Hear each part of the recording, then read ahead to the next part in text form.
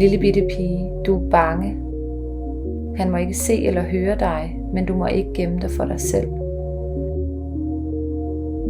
Lille bitte pige, jeg er for at fortælle dig, at dine behov for mad og vand er oprigtige, og du ikke fortjener den sult, som du mærker.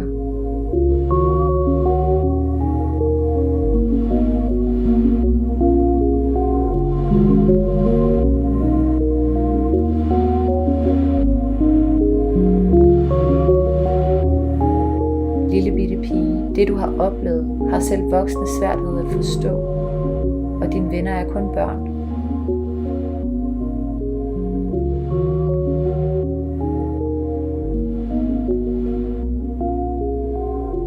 The things we're showing today, I think we're all pretty proud and happy about it. Yes, we are. So Thank you so much. Thank you everyone for coming, and thank you to all of you.